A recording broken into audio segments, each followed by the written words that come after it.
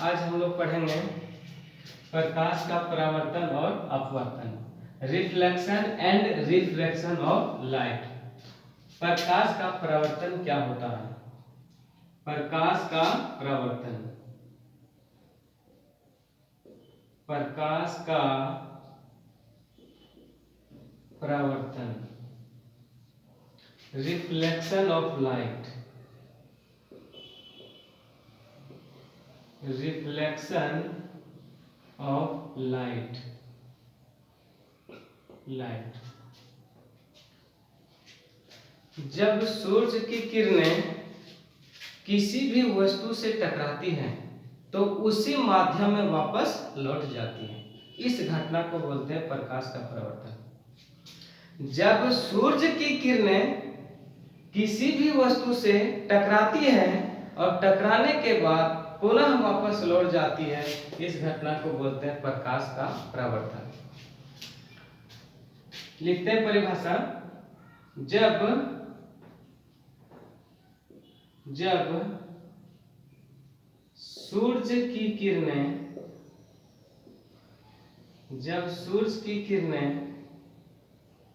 किसी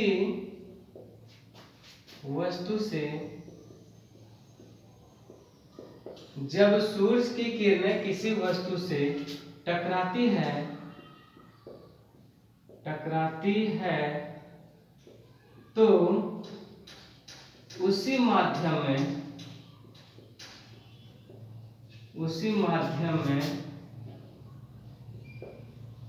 तो उसी माध्यम में वापस लौट जाती है,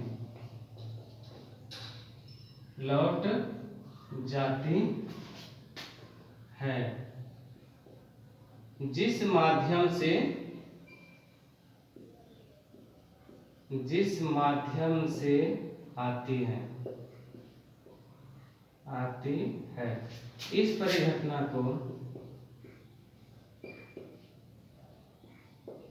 इस परिघटना को प्रकाश का परावर्तन कहते हैं। एक और जब सूर्य की किरणें किसी वस्तु से टकराती हैं तो उसी माध्यम में वापस लौट जाती है, जिस माध्यम से आती है। इस परिघटना को प्रकाश का परावर्तन कहते हैं। इसी का हम लोग दूसरा पढ़ेंगे कि जब सूर्य की किरणें परावर्तक पृष्ठ से टकराती हैं। अब सवाल आ गया, परावर्तक पृष्ठ क्या है? परावर्तक पृष्ठ। जब सूर्य की किरणें परावर्तक पृष्ठ से टकराती है तो उसी माध्यम में वापस लौट जाती है, जिस माध्यम से आती है उसी को बोलते हैं प्रकाश का परावर्तन। परावर्तक पृष्ठ का मतलब होता है कि जब सूर्य की किरणें जहां पड़ती है उसी को बोलते हैं परावर्तक पृष्ठ। सूर्य की किरणें जहां पड़ती है उसे बोलते हैं परावर्तक पृष्ठ। या तो हम लोग बोल सकते हैं कि सूर्य की किरणें पड़ती है, पड़ने के बाद क्या है कि जब सूर्य की किरणें पड़ती है, किसी भी वस्तु पर पड़ती है, पड़ने के बाद टकराती है, उसी माध्यम में वापस लौट जाती है, उसे बोलते हैं प्रकाश का परावर्तन। तो याद रखना विद्यार्थियों कि जब सूर्य की किरणें किसी वस्तु से टकराती है तो उसी माध्यम में वापस लौट जाती है, जिस माध्यम से आती है। इस परिघटना को प्रकाश का परावर्तन कहते हैं। जैसे हम लोग बचपन में एक खेल खेलते थे कि एक बॉल को दीवार में मारते थे, और बॉल को जब दीवार में मारते थे तो बॉल दीवार से टकराने के बाद पुनः वापस आ जाती थी। तो किस नियम पर है?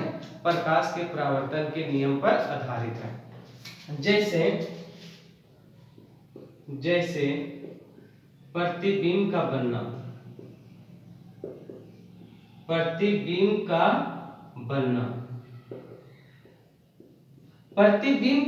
किसके कारण? प्रकाश के परावर्तन के कारण। किसी भी वस्तु को देखना प्रकाश के परावर्तन के कारण। किसी भी वस्तु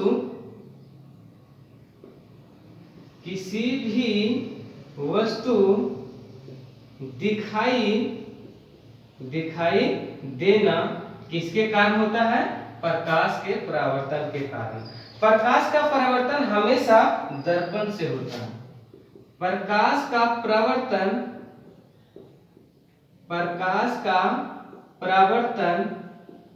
परावर्तन हमेशा दर्पण में होता है। दर्पण में होता है। एक देखेंगे, फिर से एक बार रिपीट करते हैं कि प्रकाश का परावर्तन क्या है? Reflection of light. जब सूर्य की किरणें किसी वस्तु से टकराती है तो उसी माध्यम में वापस लौट जाती है। जिस माध्यम से आती है, इस घटना को हम लोग, इस परिघटना को बोलेंगे प्रकाश का परावर्तन। जैसे प्रतिबिंब का बनना। किसी भी वस्तु का दिखाई देना किसके कारण? प्रकाश के परावर्तन के कारण। प्रकाश का परावर्तन हमेशा दर्पण में होता है। अब सवाल सबसे हम इसमें पूछते हैं कि इसमें दर्पण में एक तरफ हम लोग कलाई करते हैं, जैसे ये दर्पण है, और दर्पण में एक तरफ हम लोग पेंट करते हैं। तो दर्पण में जो पेंट करते हैं वो कौन सा धातु से करते हैं? तो हमेशा दर्पण में पेंट करते हैं सिल्वर ब्रोमाइड से। दर्पण में किससे पेंट करते हैं? सिल्वर ब्रोमाइड से। ये जी Br। एक होता है सिल्वर आयोडाइड। सिल्वर आयोडाइड के कारण कृत्रिम वर्षा होती है। वैज्ञानिक लोग कृत्रिम वर्षा करवाते हैं तो किसके कारण? Silver iodide. लेकिन इसमें कि दर्पण में जो पेंट किया हुआ रहता है, कलर किया हुआ रहता है, एक तरफ कलर किया हुआ रहता है, किसके कारण? सिल्वर ब्रोमाइड के कारण। ये काफी एग्जाम में भी आता है। अब हम लोग आते हैं चित्र से देखते हैं। ये मान लेते हैं कि ये परावर्तक पृष्ठ है। ये क्या है? परावर्तक पृष्ठ। शुरू में ही समझाए थे कि परावर्तक पृष्ठ क्या होता है। जहां सूर्य की किरणें पड़ती हैं उसे बोलते हैं परावर्तक पृष्ठ। जहां सूर्य की किरणें पड़ती है उसे बोलते हैं परावर्तक पृष्ठ। जब सूर्य की किरणें परावर्तक पृष्ठ पर पड़ रही हैं और टकराने के बाद पुनः वापस लौट जाती है, ये हम लोग बोलेंगे जब सूर्य की किरणें परावर्तक पृष्ठ पर पड़ती हैं तो इसको बोलते हैं इंसिडेंट रे, आपतित किरण। इसको बोलेंगे आपतित किरण। Incident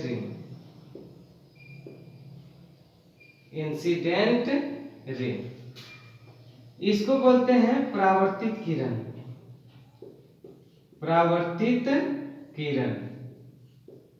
reflected ray. आपतित किरण क्या है? जब सूर्य की किरणें आती हैं तो उसे बोलते हैं आपतित किरण। जब सूर्य की किरणें आती हैं उसे बोलते हैं आपतित किरण, और आने के बाद चली जाती है। जब सूर्य की किरणें चली जाती हैं उसे बोलते हैं परावर्तित किरण। टकराने के बाद पुनः लौट जाती है उसे बोलते हैं परावर्तित किरण। और बीच में एक डाला होगा लंब, इसको बोलते हैं अभिलंब।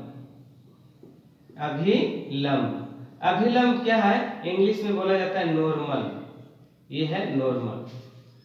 आपतित किरण और परावर्तित किरण को दो बराबर भागों में बांटना अभिलंब कहलाता है। जब सूर्य की किरणें आती है, आपतित किरण चली जाती है, परावर्तित किरण, फिर आपतित किरण और परावर्तित किरण को दो बराबर भागों में बांटना क्या कहलाता है? अभिलंब। और ये वाला कहलाता है I, incident ray, angle of incident, आपतन कोण।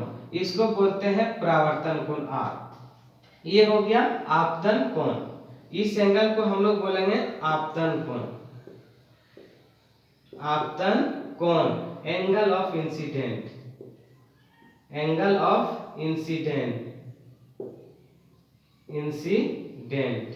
और इसको बोलते हैं परावर्तन कोण। Angle of reflected.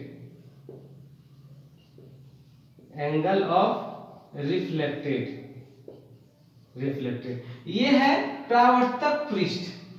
जब जहां सूर्य की किरणें टकराती है उसे बोलते हैं परावर्तक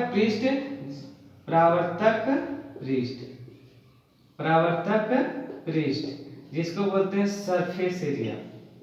सरफेस एरिया। अब ये बताओ, हम लोग एक बार फिर रिपीट करते हैं। जब सूरज की किरणें आती है आपतित किरण, लौट के चली जाती है परावर्तित किरण। आपतित किरण और परावर्तित किरण को दो बराबर भागों में बांटना क्या कहलाता है? अभिलंब। जहां सूरज की किरणें पड़ती है उसे बोलते हैं परावर्तक पृष्ठ, सरफेस एरिया। अब हम लोग देखेंगे प्रकाश के परावर्तन का नियम। प्रकाश के परावर्तन का दो नियम होते हैं। पहला है आपतित किरण, परावर्तित किरण और अभिलंब तीनों एक ही बिंदु पर होती है, तीनों एक ही तल पर होती है। आपतित किरण, परावर्तित किरण और अभिलंब तीनों एक ही तल पर होती है। आपतित किरण, परावर्तित किरण और अभिलंब तीनों एक ही बिंदु पर होती है। दूसरा, आपतन कोण और परावर्तन कोण बराबर होते हैं। यदि आपतन कोण 50 डिग्री है तो परावर्तन कोण भी 50 डिग्री, आपतन कोण 60 डिग्री तो परावर्तन कोण भी 60 डिग्री। ये दोनों आपतन कोण और परावर्तन कोण हमेशा क्या होते हैं? सदैव बराबर होते हैं। तो हम लोग देखेंगे आपतित किरण, प्रकाश के परावर्तन का नियम। आपतित किरण, परावर्तित किरण और अभिलंब तीनों एक ही बिंदु पर होती है। एंड इसमें incident ray, reflected ray and normal are at the same plane, तीनों एक ही बिंदु पर होती है। Incident ray, reflected ray and normal are at the same plane. दूसरा नियम है angle of incident equal to angle of reflected, यानी आपतन कोण और परावर्तन कोण क्या होते हैं? बराबर होते हैं। यदि प्रकाश का परावर्तन नहीं होता तो हम किसी भी वस्तु को देख नहीं सकते हैं। यदि प्रकाश का परावर्तन नहीं होता तो प्रकाश के परावर्तन के कारण सोनार, रडार, बहुत सारे यंत्रों को हम लोग क्या करते हैं? उसको हम लोग देख सकते हैं। किसी भी वस्तु को देखने के लिए प्रकाश का परावर्तन होना बहुत जरूरी है। तो इस तरह से पहला वीडियो समाप्त। दूसरा वीडियो दर्पण से रिलेटेड देखेंगे कि दर्पण क्या है, दर्पण कितने प्रकार के होते हैं, वो क्या क्या होते हैं, इसके बाद देखेंगे।